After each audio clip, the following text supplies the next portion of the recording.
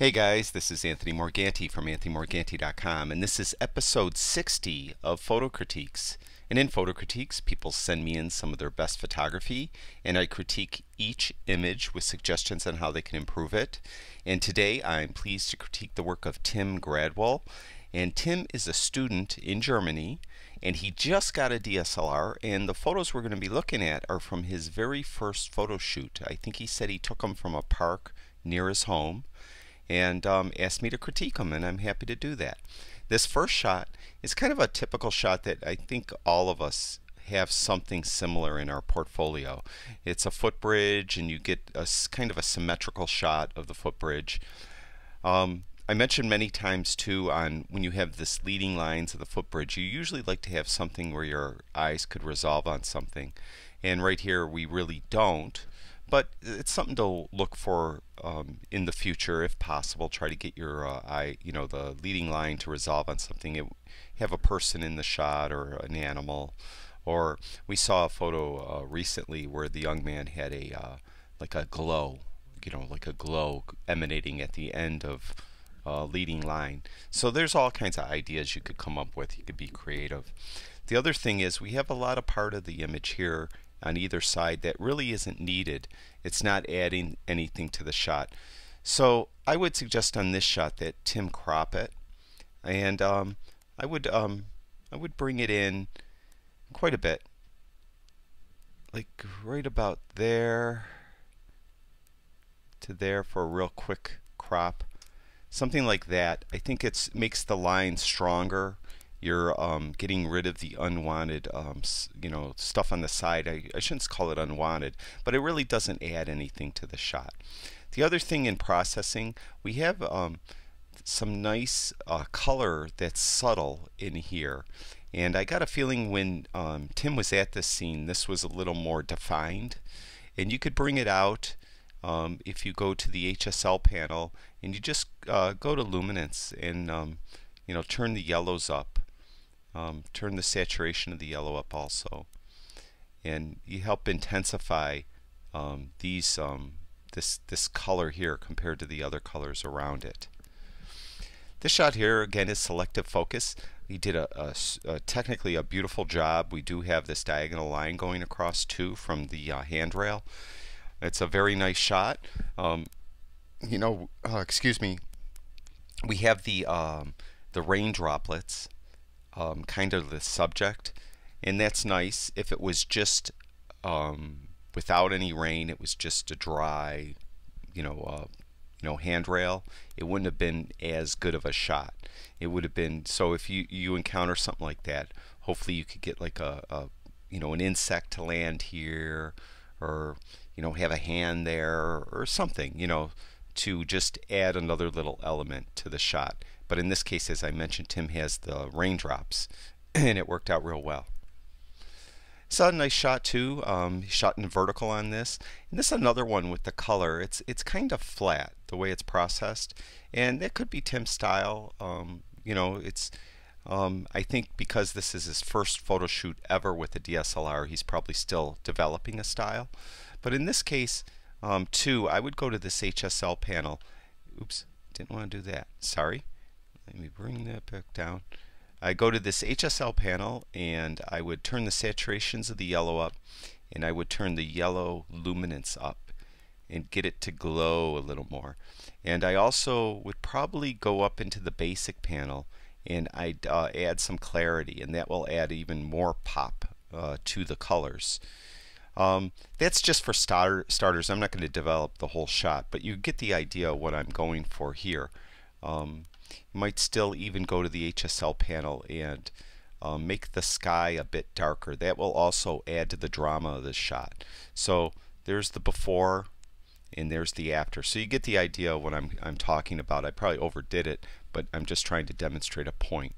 But it's something to think about on how you develop your shot and how you like to develop your shot. You'll end up developing your own style. This shot too, very nice. We have this leading line of the path. This one too, I would do the similar thing. It's kind of flat. The image is kind of flat. When I say flat, there's not a lot of contrast. The colors are very similar toned, nothing really sticking out or standing out. And again, as I mentioned, that might be the style that you like, and don't let me dissuade you from doing it. But this is just like a suggestion for people that want to, get it so it's got more detail, I guess, for lack of a better term, in the shot. And again, the clarity slider will add a lot of pop to the image. So something more like that. I think there's the before and there's the after, just to give you an idea.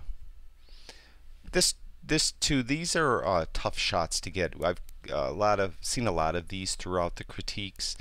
The subject would be the berries that are on this plant, but it's so busy because of the different branches coming through.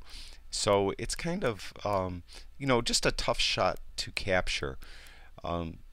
When you see this, it looks a lot more captivating than probably you could really get it to record on your sensor with your sensor.